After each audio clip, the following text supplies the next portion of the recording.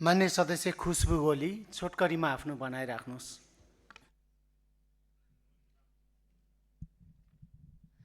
सम्माननीय सभामुख महोदय, प्रधानमन्त्रीले त आफ्नो अभिव्यक्ति सच्याउनुहुन्छ कि हुँदैन मलाई थाहा छैन, त्यो समयले पनि देखाउला। तर सभामुखज्यूले तपाईको एउटा निष्पक्ष विवेक प्रयोग गरेर उहाँको त्यो वक्तव्य नेपालले भारतको पनि सीमा मिचेको छ भन्ने त्यो स्टेटमेन्टलाई अभिलेखबाट हटाउनु हुनेछ भन्ने कुरामा हामी प्रतीक्षारत छौँ, हामी आशावादी छौँ।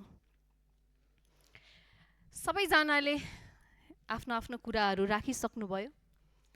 सबैले घटना घटना घटना भन्नुभयो, तर घटना के भएको रहेछ भन्ने हिम्मत कसैमा छैन।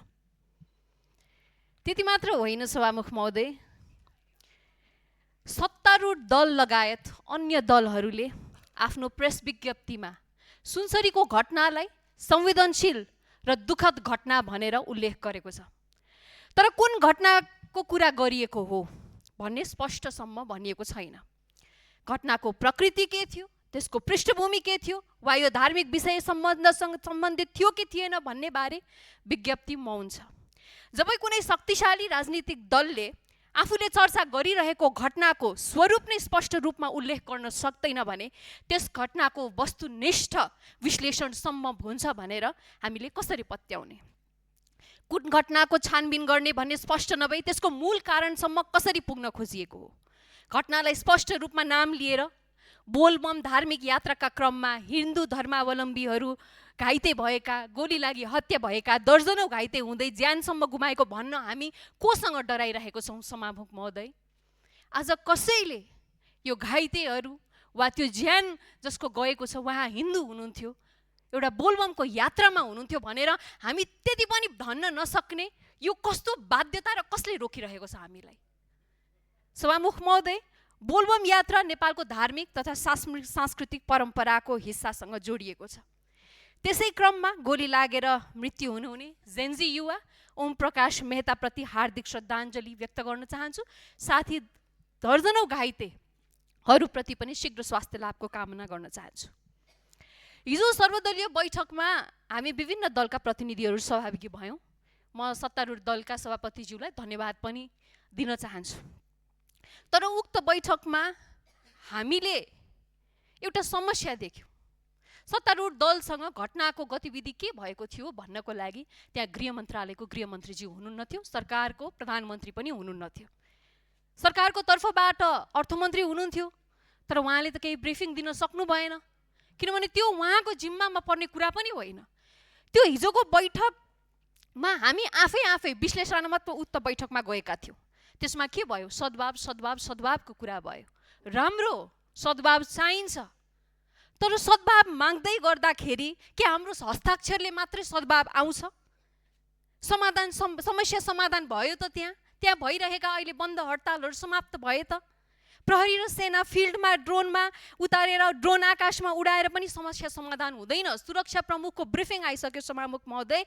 यो समस्याको समाधान प्राविधिक उपायबाट होइन, राजनीतिक उपायबाट मात्र सम्भव छ भन्ने कुरा आइसक्यो। तर सरकार कहाँ छ?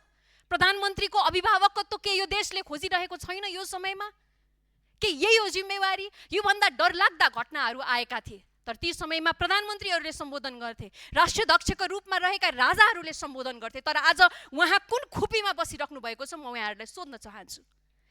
प्रधानमन्त्रीज्यूले आफ्नो फेसबुकको प्रशासन प्रणाली मार्फत गोली प्रहारबाट चलेको ज्यान गएको स्वीकार गर्नुभएको छ। यदि गोली प्रहरीले चलाएको हो भने त्यसको आदेश कसले दियो र गोली प्रहरीको गोलीले मरेको हो कि होइन भनेर छानबिन बिना उहाँले आफ्नो फेसबुकको शासन प्रणालीमा कसरी भन्न सक्नुहुन्छ? के यही हो परिपक्वता प्रधानमन्त्रीज्यूको? गोली वास्तवमा कसले चलाएको यो हाम्रो बटम माग हो, हामीले जान्न पाउनुपर्छ। हिजो सत्तारूढ दलका सभापतिले हिन्दू धर्मावलम्बीहरू जेन्जी आन्दोलनका क्रममा भएको गोलीकाण्ड र सुनसरी घटनाकाण्ड फरक भएको भन्नुभयो। अवश्य पनि घटना, स्थान, प्रकृति, पृष्ठभूमि फरक हुन सक्छन्, तर त्यसपछि राज्यले वहन गर्नुपर्ने जवाफदेहिताको प्रश्न आज पनि एउटै छ। भदौ 23-24 का क्रममा भएका आदेश र अहिलेका आदेशहरू कुन संयन्त्रबाट हुने गर्दछ? राज्यबाट चलेका गोलीका घटनाहरूमा फरक मापदण्ड कसरी हुन सक्दछ? फेरि स्थानीय तहका मेयरले विद्युत लाइन काटिएपछि गोली चलेको भन्छन्। प्रमुख जिल्ला अधिकारीले गोली चलाउने कुनै अनुमति नदिएको बताएका छन्। अनि नेपाल प्रहरीले पनि हवाई फायर मात्र गरिएको भनेको छ। त्यसो भए गोली कसले चलायो? यो हाम्रो माग हो। हामी जान्न चाहन्छौँ यस्तो परस्पर विरोधी अभिव्यक्तिका बीच विश्वास कसरी स्थापित हुन्छ सभामुख महोदय? त्यसैले अनुमान, अफवाह वा औपचारिक वक्तव्यमा सीमित नरही घटनाको गहिराईसम्म पुगेर निष्पक्ष र विश्वसनीय छानबिन मार्फत सत्य तथ्य फास्ट ट्र्याकबाट सार्वजनिक गर्न उच्च स्तरीय आयोग मार्फत नै छानबिन गर्ने बाटोमा सरकार तत्काल लाग्नुपर्दछ। मोरङ जिल्ला प्रशासनले धार्मिक अनुष्ठानका क्रममा ध्वनि नियन्त्रण गर्न विज्ञप्ति निकाल्यो। ध्वनि नियन्त्रणले समस्याको जरैसम्म पुगेर समाधान निस्किन्छ सभामुख महोदय? हामीले विभिन्न समयमा धार्मिक हिंसाका गतिविधि देखेका छौँ। ती सबैका जरा ध्वनिमै सीमित छन् त? यदि हिंसा रोक्न ध्वनि नियन्त्रण नै गर्ने हो भने पनि गरौँ, तर त्यसको मापदण्ड सबै धर्म र समुदायमा समान रूपमा लागू हुनुपर्छ। किनभने अन्य धर्महरूमा पनि दैनिकी प्रार्थनाका क्रममा ध्वनि निकाल्ने चलन छ। आजभन्दा अगाडिसम्म सभामुख महोदय हामीलाई हरेक प्रार्थनामा हामीले एउटै ईश्वरलाई देख्थ्यौँ, तर आज त्यो अवस्था छैन। भनाइ सकौँ मान्य सदस्य। म छोट्याउँदैछु सभामुख महोदय। ध्वनि नियन्त्रणको विज्ञप्तिले प्रशासनिक परिपक्वता देखायो त सभामुख महोदय? यस्ता अदूरदृष्टि विज्ञप्तिले धन इगो पैदा गरिराखेको छ। किन एउटा धर्ममा मात्र लक्षित गरियो? किन पुराणै भनेर उल्लेख गरियो? यो कुरामा हामी संवेदनशील हुनुपर्ने हो कि होइन सभामुख महोदय? म यहाँलाई सोध्न चाहन्छु। नेपाल धर्मनिरपेक्ष राष्ट्र बने यता धार्मिक असहिष्णुता, साम्प्रदायिक तनाव र धार्मिक प्रकृतिका विवादास्पद घटनाहरू बढेको अनुभूति समाजका विभिन्न तहबाट व्यक्त हुँदै आएको छ। यस अवस्थाको राजनीतिक र नीतिगत जिम्मेवारी विगतका ती सरकारहरूले पनि वहन गर्नुपर्छ जसले संविधान मार्फत धर्मनिरपेक्षता व्यवस्था लागू गरे तर त्यसको सिद्धान्त पालना गर्न सकेनन्। यहाँ एउटा गम्भीर प्रश्न छ। नेपाल धार्मिक र सांस्कृतिक रूपमा आज बढी सहिष्णु छ कि संवैधानिक राज संस्था सहितको हिन्दू राष्ट्र हुँदा सहिष्णु थियो? यो प्रश्न भावनाले होइन, तथ्य, प्रमाण र गम्भीर बहसले उत्तर खोज्नुपर्ने विषय बनिसकेको छ। देशका विभिन्न भूगोल र समुदायसम्म पुगेर मैले पटक पटक गरेको क्षेत्रीय अध्ययन र विभिन्न धर्मका की इन्फर्मेन्ससँगको अन्तर्क्रियाबाट प्राप्त अनुभवले एउटा सङ्केत गरेको छ। संवैधानिक राज संस्थामा सहितको हिन्दू राष्ट्रको अवधिमा नेपालमा धार्मिक तथा सांस्कृतिक सहिष्णुताको दृष्टिले आजको भन्दा निकै बढी सन्तुलन थियो। त्यो हामी किन गुमाइरहेको छौँ?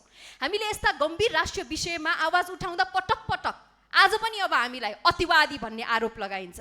समस्याको मूल कारणबारे बहस गर्नु, तथ्य खोज्नु र राज्यको ध्यानाकर्षण गराउनु अतिवाद होइन सभामुख महोदय। हिन्दू सम्राट सेना, राष्ट्रिय बजरंग दल, शिवसेना वा राप्रपाको धार्मिक विवाद जस्ता सङ्गठनलाई आधारहीन रूपमा सामाजिक सञ्जालमा अहिले अतिवादीको संज्ञा दिइरहेको छ। यो क्षमायोग्य विषय पनि होइन। धर्मान्तरणमा बाह्य स्रोतबाट ठुलो मात्रामा लगनी भइरहेको विषय होस् वा रोहिङ्ग्या, सोमाली तथा पाकिस्तानी मूलका शरणार्थी तथा अप्रवासीको नेपाल प्रवेशले उठाएको सुरक्षा चुनौतीको प्रश्न होस्, यी विषय हामीले धेरै अघिदेखि उठाएका हौँ। सुरक्षा निकायका उच्च अधिकारीले समेत यस्ता चुनौतीबारे सार्वजनिक रूपमा चिन्ता व्यक्त गरिसक्नु भएको छ। म सभामुख महोदयलाई यति मात्रै भन्छु अन्त्यमा, तराई मधेसका विभिन्न स्थानमा धार्मिक कार्यक्रममा पटक पटक तनाव उत्पन्न हुनु संयोग मात्र हो कि राज्यको पूर्व तयारी, समन्वय र संवेदनशीलताको कमीको परिणाम हो? सभामुख महोदयले मलाई ध्यानाकर्षण गराउनुभन्दा अगाडि म भन्न चाहन्छु, यो देश जहिले पनि हामी सहिष्णु भएर बाँचेका थियौँ। हामी विभिन्न धर्मावलम्बीहरू एउटा परिवार जसरी बाँचिरहेका थियौँ।